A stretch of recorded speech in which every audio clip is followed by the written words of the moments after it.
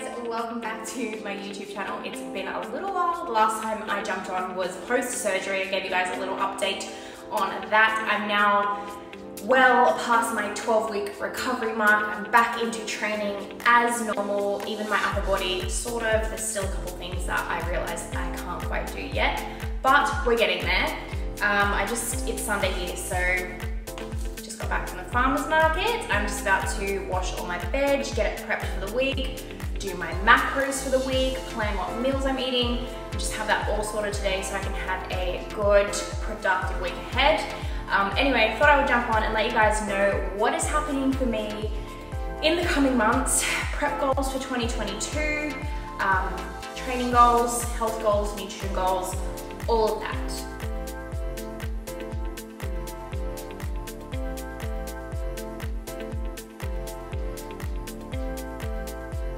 Okay, so I just had to do all that because honestly, I find that if I don't come home and prepare, wash all my vegetables and things for the week, I'm so much less likely to use it during the week because it's just the thought of having to pull it out, wash it, dry it before I use it, which for some reason stops me from actually using it more during the week. So definitely one of those little habits that I have got myself into when I get home, wash it all straight away, prep it so it stays fresh in the fridge, and then it's just easy grab and go during the week. So seeing as we are on the topic of nutrition, I think the last time I did a YouTube check-in, I was doing a bit of a reverse diet. So I had kind of just dialed down a little, even though my last competition was cancelled. I continued the cut down, did a photo shoot, obviously didn't get anywhere near as lean as I would have if I was competing, but I did still get to a pretty lean state. So I kind of reversed out of that close to about maintenance, and then Christmas and New Year kind of came around. So I had a really extended period of time off tracking, which was actually kind of nice. To be honest, I just really needed a bit of a break from tracking food and just enjoying basically Christmas time and having a little bit of time off that kind of not strict but controlled mentality around tracking my food all the time. So that was really good. But basically after the Christmas period, obviously I wasn't feeling that great. It always tends to be the way that, you know, from not tracking and getting that really good balance of food and being consistent with my food intake over time, you never feel quite as good. Or personally, I don't feel quite as good. So after Christmas and New Year's, I actually went into a bit of a deficit just for a couple of weeks, just to kind of lose a couple of kilos, which I had kind of put on during Christmas time, which was really probably most of it was water weight anyway. I think it was about 1.5 kilos, 2 kilos. And now I'm back down to kind of where I am, I would say, comfortable. So I have made some goals for myself for 2022. My hope is that I will be competing again in October this year. Fingers crossed everything goes to plan after 2 competitions being cancelled. 3rd time lucky. So I will be preparing basically for that show and to bring my best ever version of myself to that stage. So I guess for me, one of the biggest struggles has always been really utilizing that growth period. I've always done quite short growth periods. Even last year, I think it was, you know, not even 3 months that I was in a surplus for before I had to cut down for stage again anyway. So the real struggle for me, and this is kind of the period where I'm battling a little bit with myself, because I really do like where I'm sitting at the moment, but I know that I'm not eating what I really should be if I really want to get maximum fuel for my training and my recovery. My current maintenance is, in my opinion, a little lower than what it should be for my body and for my composition. I think naturally I would be sitting around 2,100, 2,200 at a maintenance. And just remember guys, this is me training like 4 days a week, doing some yoga classes. So it's not like extreme levels, no extra cardio. That's a very comfortable kind of maintenance lifestyle in terms of exercise and activity levels. If I was, you know, doing double sessions or doing extra cardios or training 5 to 6 days a week, which a lot of people do train 5 to 6 days a week, then my maintenance would probably be more around 2,400-ish, 2,300. Sadly though, currently, after what I've sort of come to the conclusion after the last couple of weeks of really tracking my weight, tracking my intake really well, I've been very consistent. It looks to me that my maintenance is more around just under 2,000 right now. So that's probably a bit of a result of just doing a couple of diets recently. So last year when I shredded down for that photo shoot, and then, you know, I've never really given myself a long time on maintenance, to be fair. So it's a bit of a hard pill to swallow for me, because I really need to get my food up a little bit higher this year and really utilize the time that I have now before I need to cut down for my next show. So my goal at the moment is to get my maintenance up. I don't particularly want to go into a large surplus. I would like to keep my body composition where it is about now. To give you guys a little rough idea, obviously numbers are very specific to each person depending on composition and all of that, but at the end of my growth phase last year, I was 73 kilos, which is the heaviest I've ever weighed in my life, and it was super uncomfortable. But given that we didn't have a lot of time in that growth phase, you know, I just come back from Dubai, I was traveling. I then did a cut down when I got back to Australia, because during quarantine and my last weeks of Dubai, I was really inconsistent with my food. So went back into a cut down, and then it didn't give us a lot of time again to do a growth phase before my next show. So we really did push my calories up. We went from basically low calories, being pretty lean, and then we just pushed it straight up to about 2,300 calories, like, because I just needed to get the fuel in and utilize training. So because of that, my weight obviously did go up quite a lot. 73 kilos is very heavy for me personally.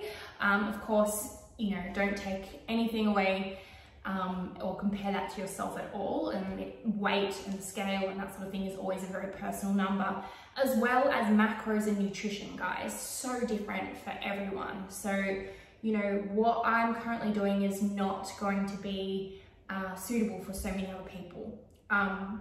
So it's always really important just to keep that in mind when I am sharing, you know, my own experience. So where was I? Yeah, so I'm kind of at that stage now where it is a mental battle for me to commit to basically pushing that maintenance up and slowly increasing my calories over the next coming months.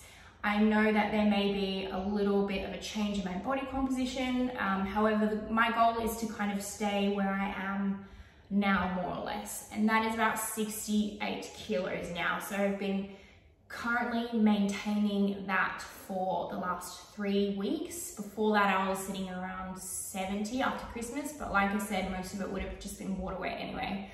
So I'm comfortably sitting around 68 kilos. So that is 5 kilos lighter than the end of my previous bulk. So 5 kilos is quite a difference for me in how I feel. So yeah, my goal at this point is basically going to be to keep increasing my calories gradually and get them up as high as I can while staying probably under the 70 kilo mark if I can. That's just a rough guide for me. But at the same time, I'm also just trying to I guess accept what the consequences will be of me needing to increase my calories, because the priority for me right now really is to grow muscle and bring a better package to the stage this year. So all of that in short, basically after Christmas, after not tracking for a long time, I went to about 1,700 calories. I was dropping body fat slowly, so probably was in a pretty decent deficit there. And then since then, over the last couple of weeks, I have been bringing it back up to just below 2,000, and I seem to be maintaining for the last 2 weeks. So my goal will be to get that up to a minimum of 2,400 and hopefully do so maintaining my physique as best as I can. But it's just one of those things, guys, and it's something that I'm openly very, you know, I have a hard time with, I struggle with it, to basically just accept that it's not beneficial to be lean or defined, and to be eating low calories all year round, especially if I want to progress and really make big progress since my last show to this show this year. So for me, I really do need to just accept, you know, get more comfortable with being a little bit softer in my body, which over the years, over competing especially, I have definitely become better at this. It's still a process, it still does get uncomfortable, but every year I get a little bit better at it, just kind of accepting the process and being more comfortable with it. So, you know, having abs and definition and being lean and tight all year round is definitely possible for some people, especially if they have really good metabolism, they're fueling their body with a lot of food and they're maintaining at a good intake.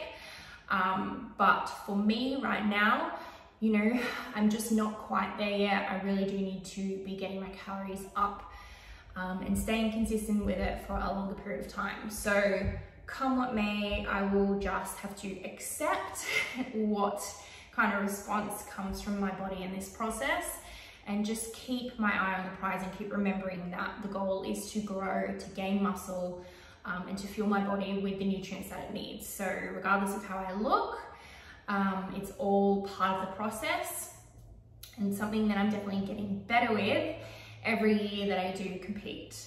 Anyway, guys, I'm gonna fridge this up and then I'll chat to you in a second a little more about my training goals.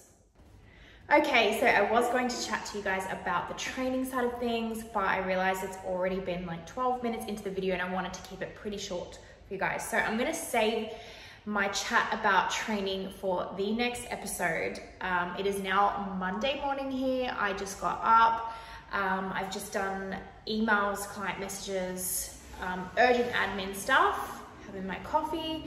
And so basically what I'm gonna do this week with my calories is I'm going to go back to carb cycling. So I much prefer having the same calories every day and same macros every day, sorry, just for the ease of meal prep. But with carb cycling, basically right now, the only reason that I am starting to implement this, or I'm going to implement this back in from this week, is because there is so much variance in my days. So my lower body days are very challenging days.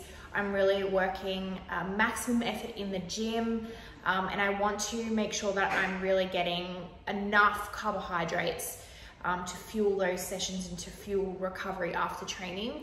On my other days that I'm not training lower body, like today, which is a rest day and I'm just going to do an hour yoga class tonight, I really do not need the same amount of carbs because I'm actually sitting, I'm like sedentary most of the day. So for this reason, I am starting to implement carb cycling back in from this week. And I will let you guys know how that goes. But basically that just means I will be having higher carbs on the days that I'm training my lower body, and also slightly higher calories on those days as well.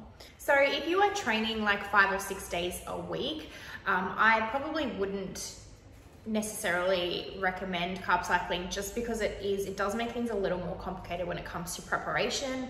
And most people, if you are training a full body split, will probably train maybe 5 days a week, sometimes even 6 days if you're really splitting up your muscle groups. So for those people, like, you wouldn't just have a low calorie day just for the sake of one rest day per week, because your body's gonna need those calories anyway when it's recovering. So, you know, in that circumstance, I would probably just keep the same calorie and macro split across 7 days.